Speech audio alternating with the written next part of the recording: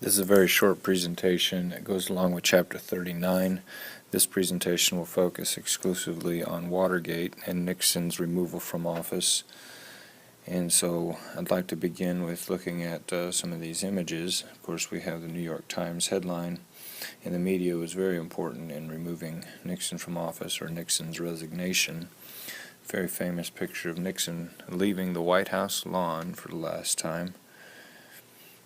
So as we begin, we're talking about June 1972, and this is after Nixon's been sworn in for his second term in office, but the scandal occurs during his second term presidential race. So as we go through this scenario, we have to understand there's so many different people involved. It gets a little bit complicated. We want to first give you some background. This right here is the Watergate building. So Watergate gets its name from a physical building, huge complex of office, restaurant, shopping mall facility, and one of the floors within one of these buildings, an entire floor, was rented out by the Democrat Party, and it was broken into with listening devices. And so we have other people involved here. We have Gordon Liddy, and the CRP here stands for the Committee to Re-elect the President. Sometimes it was also referred to as,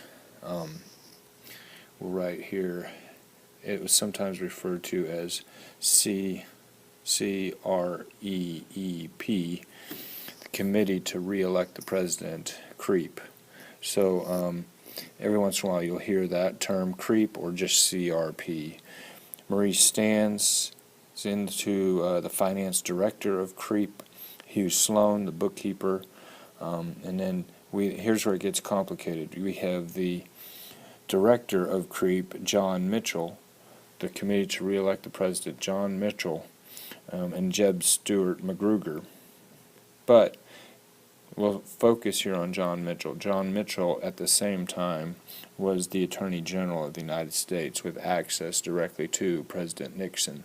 So the Attorney General of the United States, John Mitchell, also then in charge of the FBI, or at least direct relations with the FBI as Attorney General, is also then in charge of Nixon's committee to get reelected. White House staff involved is Haldeman, political aide and businessman, best known for his service in the White House for Nixon, Charles Colson, the Hatchet Man. Colson gained notoriety during this Watergate scandal. He's one of the Watergate 7 and pleaded guilty to obstruction of justice. And then, of course, John Mitchell. So these were some of the big three that had direct access to the President of the United States during this scandal. And other key players within this is, of course, then the reporters from the Washington Post. Ben Bradley,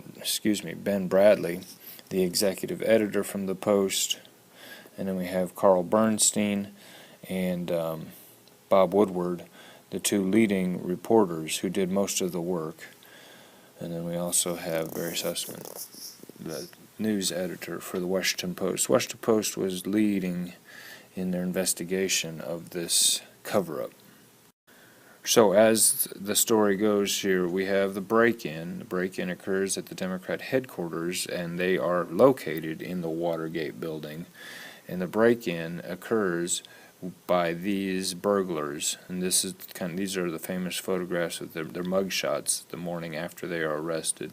So we have Bernard Barker, Frank Sturgis, and some others. These guys were arrested, and then it becomes clear that they were inside of the Democrat headquarters with listening devices, planting listening devices and stealing important documents, trying to both sabotage but also kind of spy on the strategies involved in the Democrat campaign to defeat Nixon. The election of the election was going to be in November of 1971. This is where it gets a little bit complicated. The burglars that were caught,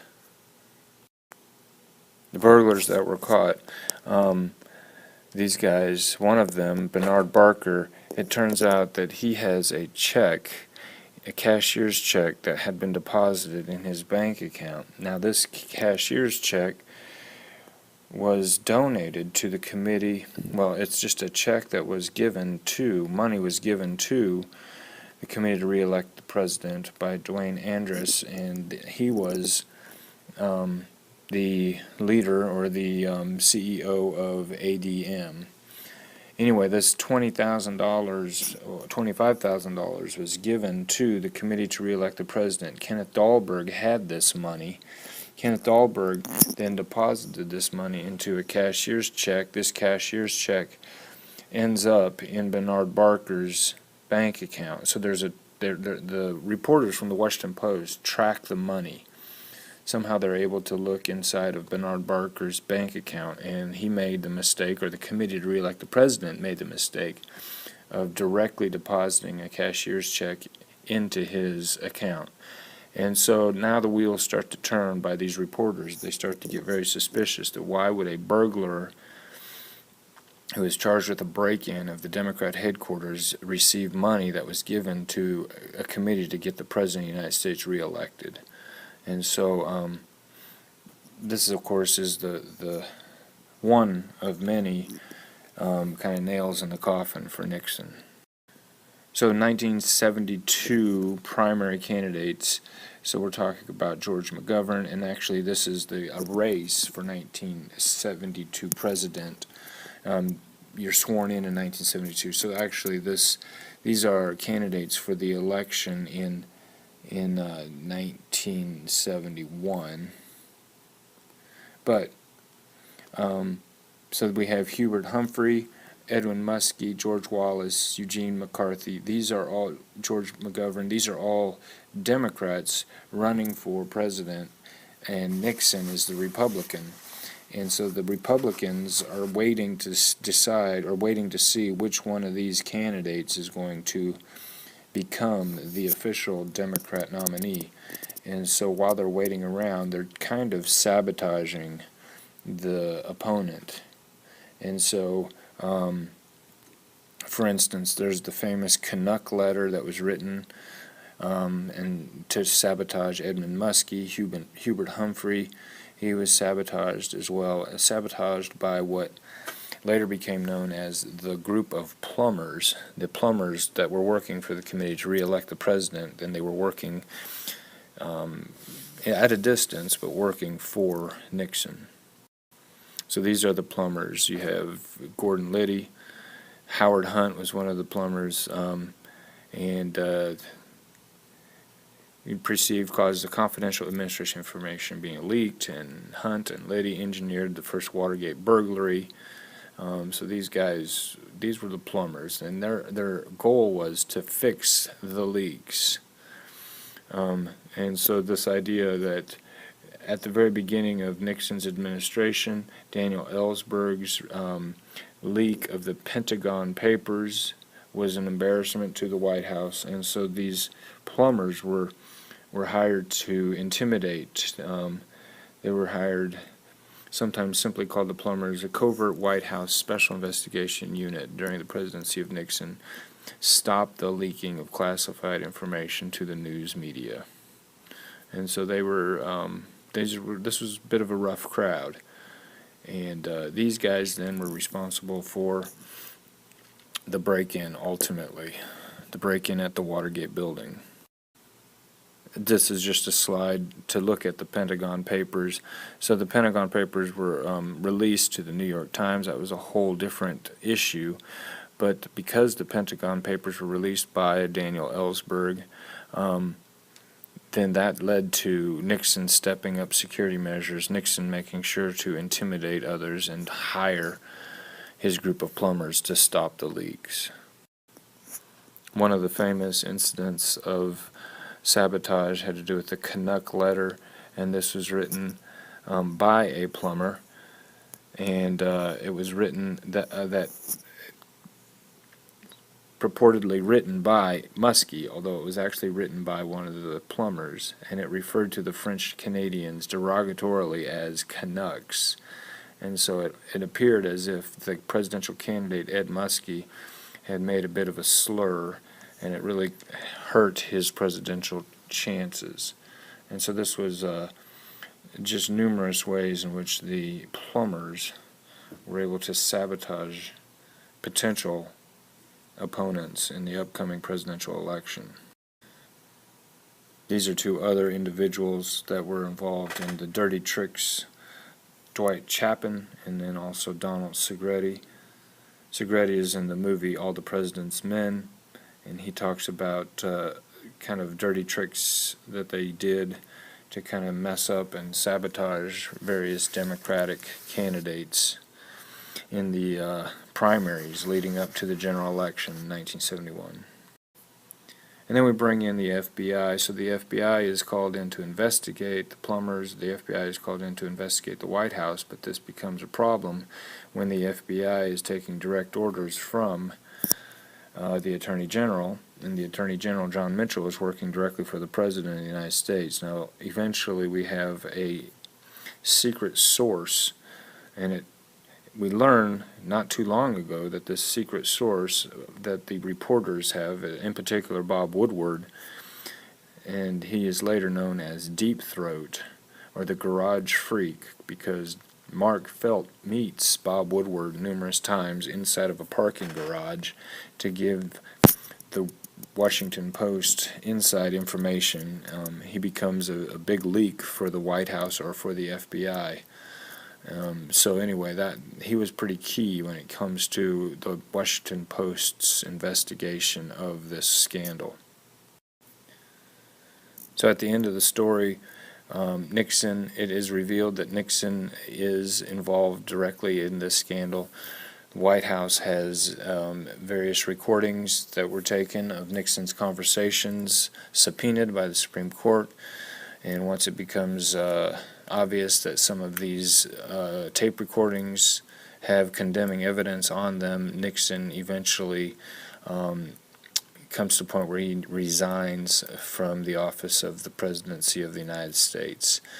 So this is a very, very quick overview, but it's a significant, extremely significant event in the 70s, and Chapter 39 does not cover it with a whole lot of detail.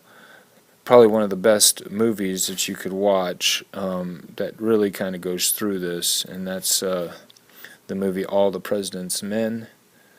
And it was done in the 1980s, but it really demonstrates with a lot of clarity the role of the Washington Post, and it goes into detail with all of the complications involved in this Watergate scandal. So that concludes this presentation that goes along with Chapter 39. Thank you. And just a reminder that all the images within this presentation are in the public domain. If you have any questions, please don't hesitate to call or email me, and I'd be happy to visit with you about that. Thank you.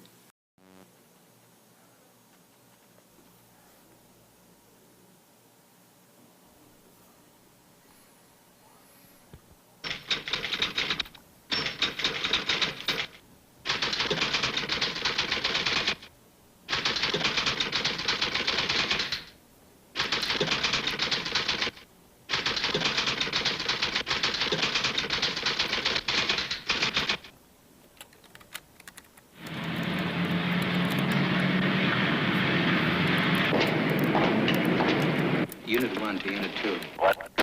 We're home. Base 1 to Unit 1.